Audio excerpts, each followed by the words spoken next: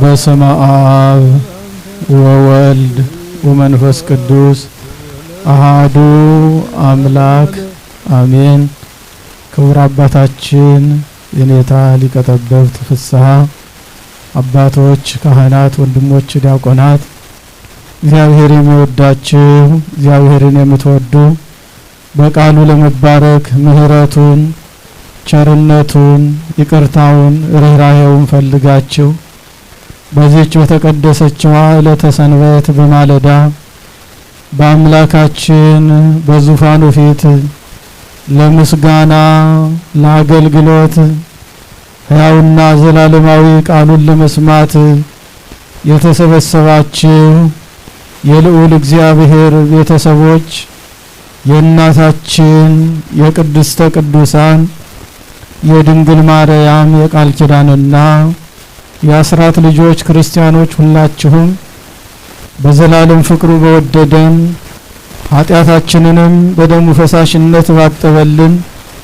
ሞታችንንም በሞቱ በደመሰሰልን በጌታችንና በአምላካችን በመድኃኒታችን በኢየሱስ ክርስቶስ ፍጹም ሰላም እንደምን ሰነበታችሁ?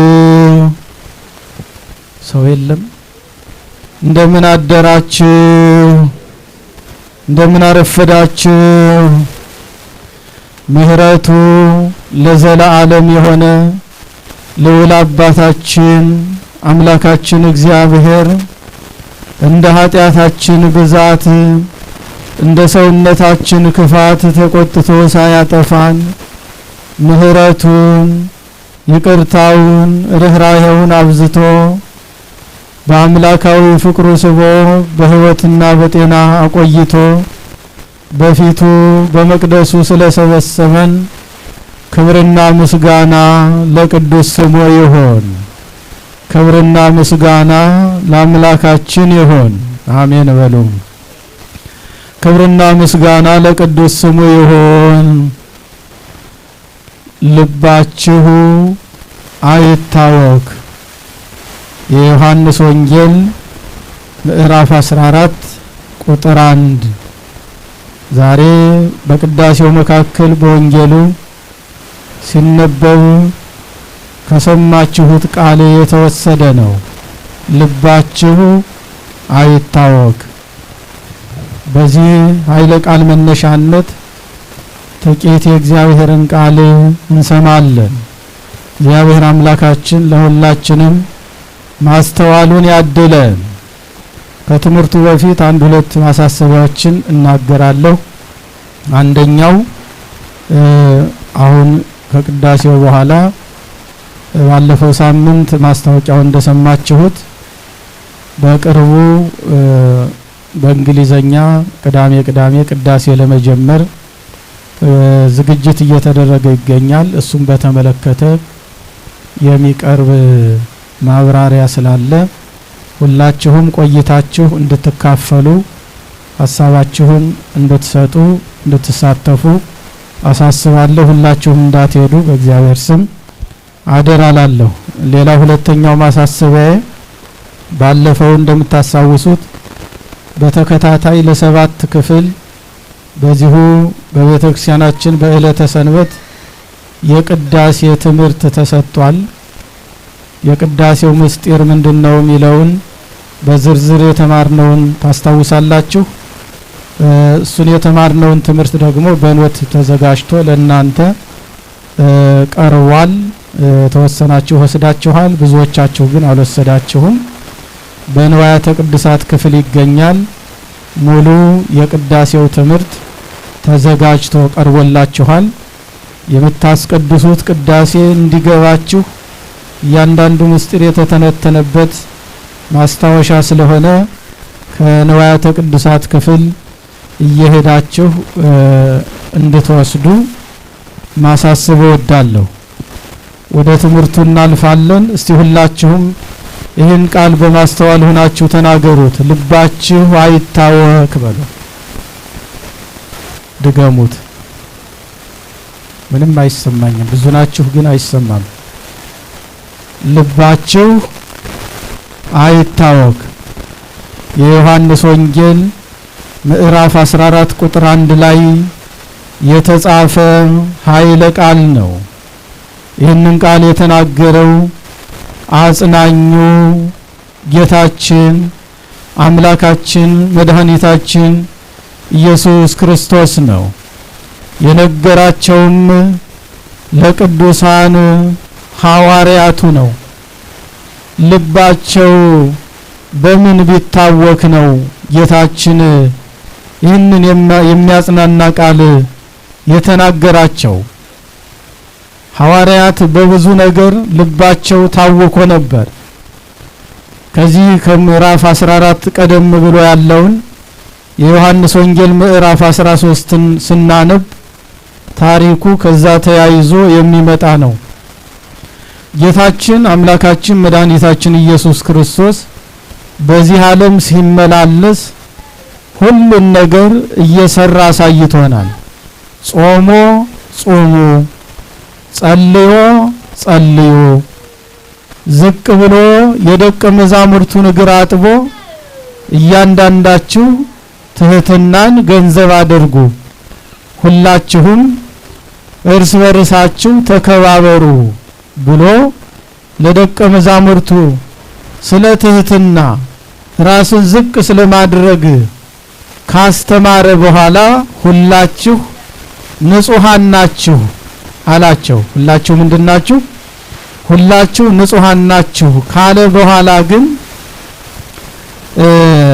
ምን ይላል? በዮሐንስ ወንጌል ምዕራፍ 13 ቁጥር 21 ላይ ኢየሱስም ይህን ብሎ በመንፈሱ ታወከ፣ መስክሮም እውነት እውነት እላችኋለሁ ከናንተ አንዱ አሳልፎ ይሰጠኛል አለ።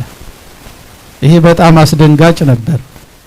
ከ12ቱ መካከል አንዱ አሳልፎ ጌታውን እንደሚሸጥ ጌታችን ኢየሱስ ክርስቶስ ሲናገር የሐዋርያቱ ልብ ታወከ። እኔ ሆንን ተባባሉ። ማን ነው ከመካከላችን ጌታውን አሳልፎ የሚሸጥ ብለው ታወቁ። ይህ ብቻ አይደለም። ዝቅ ብሎ የዮሐንስ ወንጌል ምዕራፍ 13 ቁጥር 33 ደግሞ ልጆች ሆይ ገና ጥቂት ጊዜ ከናንተ ጋር ነኝ፣ ትፈልጉኛላችሁ፣ ለአይሁድም እኔ ወደ መሄድበት እናንተ ልትመጡ አይቻላችሁም እንዳልኳቸው አሁን ለናንተ ደግሞ እላችኋለሁ አለ። አስቀድሞ ጌታችን አይሁድን እኔ ወደ መሄድበት እናንተ ልትመጡ አትችሉም ብሏቸው ነበር። አሁንም ይህን ቃል ለደቀ መዛሙርቱ ሲደግምላቸው ስምዖን ጴጥሮስም ጌታ ሆይ ወዴት ትሄዳለህ አለው። ኢየሱስም ወደ መሄድበት አሁን ልትከተለኝ አትችልም፣ ነገር ግን በኋላ ትከተለኛለህ ብሎ መለሰለት። ጴጥሮስም ጌታ ሆይ አሁን ልከተልህ አለመቻሌ ስለምንድን ነው? ነፍሴን እንኳን ስላንተ እሰጣለሁ አለው።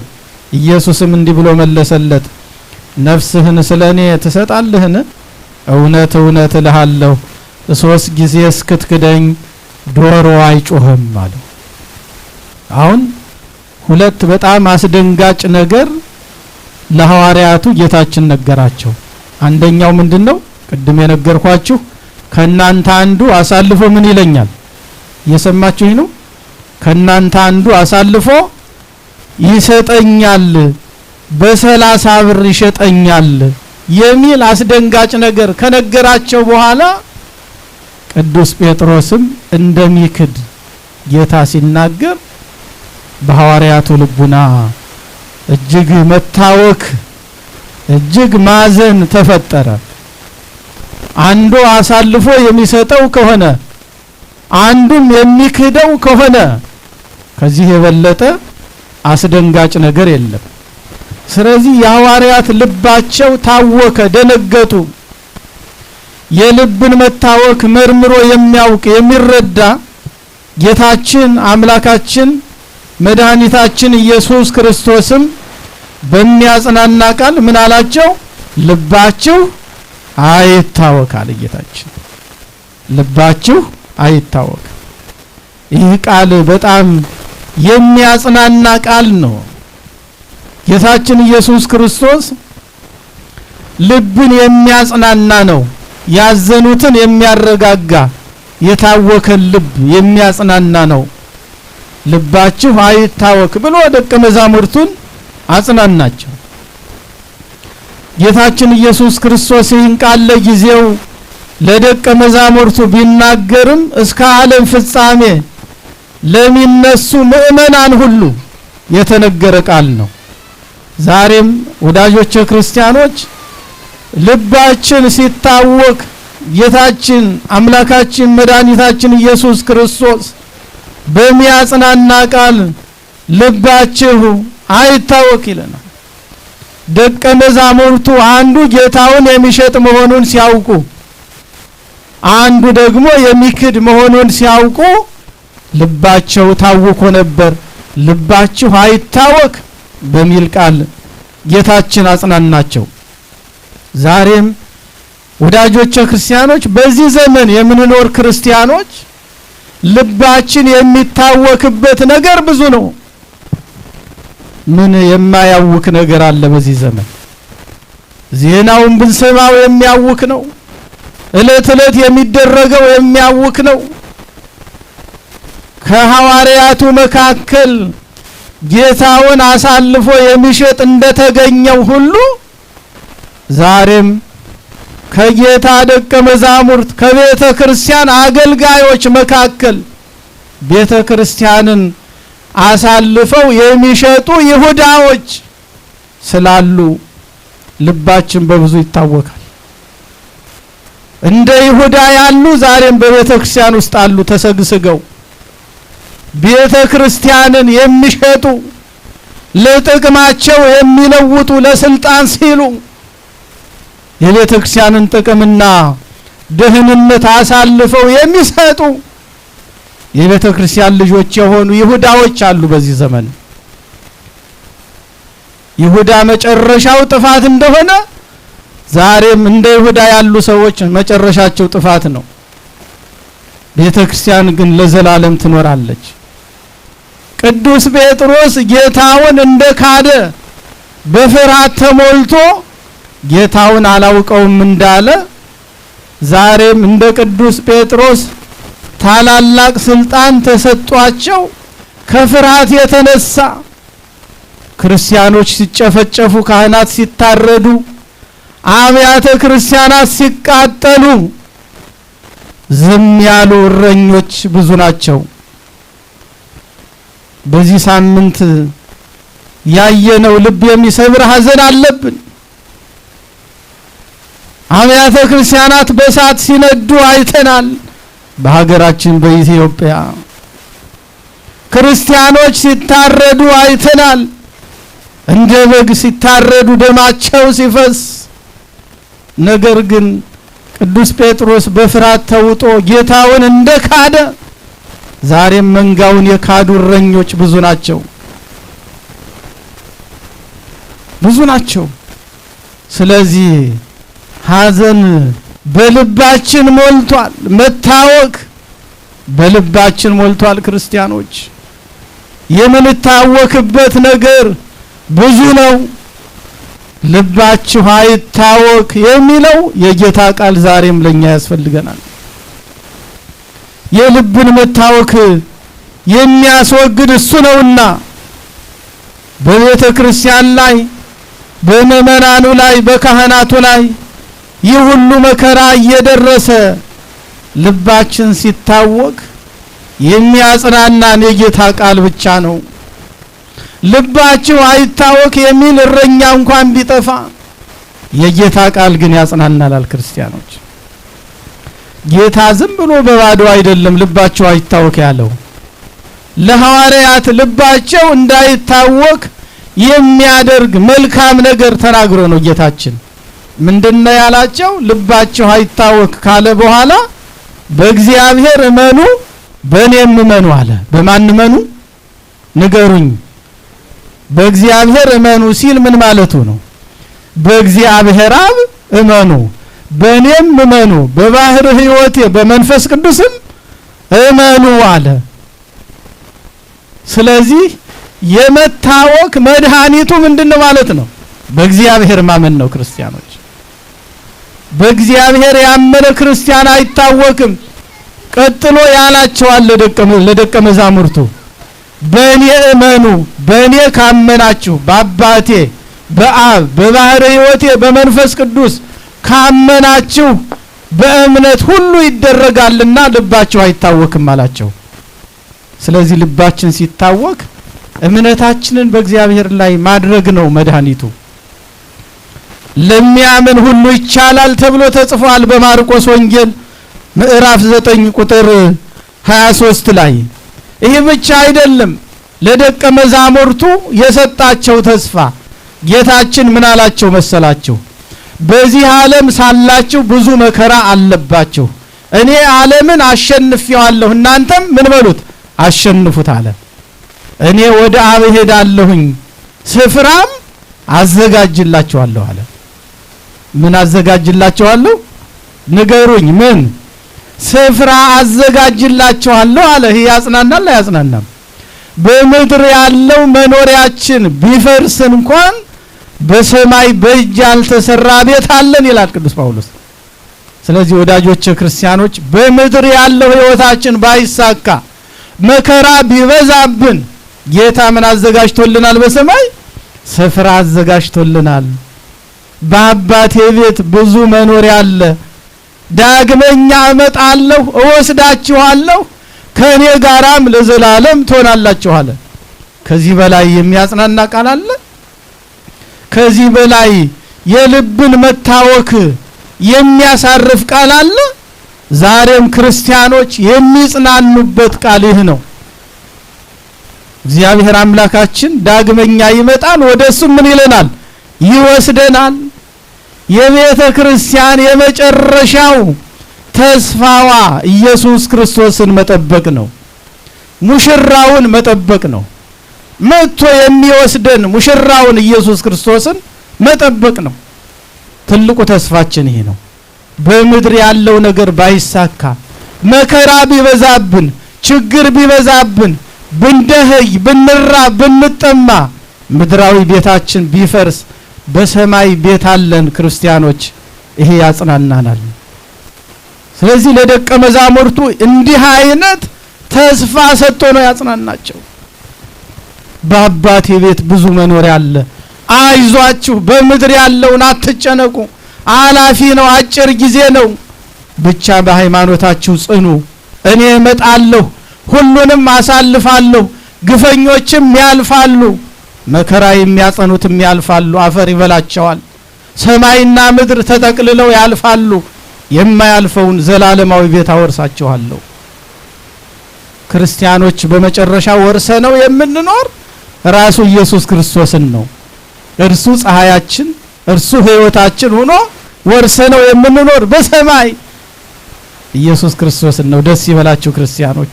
ዛሬ ብዙ ልብ የሚያውክ ቢኖርም ይሄ ግን ያጽናናናል። ልባችሁ አይታወክ አለ ጌታ። ልባችን አይታወክ ክርስቲያኖች። ይህን ብቻ አይደለም ለሐዋርያቱ የነገራቸው፣ በአባቴ ቤት ብዙ መኖሪያ አለ፣ ሄጄ ስፍራ አዘጋጅላችኋለሁ ካላቸው በኋላም ሌላ ደግሞ የሚያጽናና ነገር ነግሯቸዋል። አጽናኙን መንፈስ ቅዱስን ምን እልላችኋለሁ? እልክላችኋለሁ አለ። ዓለም ሊቃወመው የማይችለውን ፈሪዎች የነበራችሁትን ደፋሮች የሚያደርግ፣ የማታውቁ የነበራችሁትን በእውቀት የሚሞላ፣ በጥበብ የሚሞላ፣ በማስተዋል የሚሞላ መንፈስ ቅዱስን እልክላችኋለሁ አላቸው። እንደ በጎች በተኩላዎች መካከል እልካችኋለሁ ብሏቸዋል። ስለዚህ በተኩላ መካከል የተላኩ በጎች መንፈስ ቅዱስን ካልያዙ በስተቀር የዓለምን ክፋት መቋቋም አይችሉምና ዓለም ሊቋቋመው የማይችለውን ቅዱስ መንፈስ እልክላችኋለሁ አለ ጌታ። ጌታ የገባውን ቃልም ለደቀ መዛሙርቱ ልኮላቸዋል። ዛሬ በምስባኩ እንደሰማችሁት አረገ ውስታረያም ጼዊ ወከጼዋ ወወሃብከ ጸጋከ ለእጓለ እመሕያው፣ ምርኮን ማርከህ ወደ ሰማይ አርክ፣ ለሰው ልጆችም ስጦታን ሰጠህ የተባለውን መንፈስ ቅዱስን ዛሬ እንደ ሐዋርያት ለኛም ጌታ ሰጥቶናል። ይህን ዓለም የምንቋቋምበትን ቅዱሱን መንፈስ የሰጠን አምላካችን ክብርና ምስጋና ለስሙ ይሁን። በሐዋርያት ላይ አብዝቶ ያፈሰሰውን ቅዱስ መንፈሱን በእኛ ላይም ያፈስልን። ያን ጊዜ የልባችን መታወክ ይወገዳል፣ ፍርሃታችን ይወገዳል፣ በሃይማኖታችን ጸንተን እንቆማለን። በሐዋርያት ላይ የወረደ መንፈስ ቅዱስ በሁላችንም ላይ ይውረድ። ወስብሐት ለእግዚአብሔር።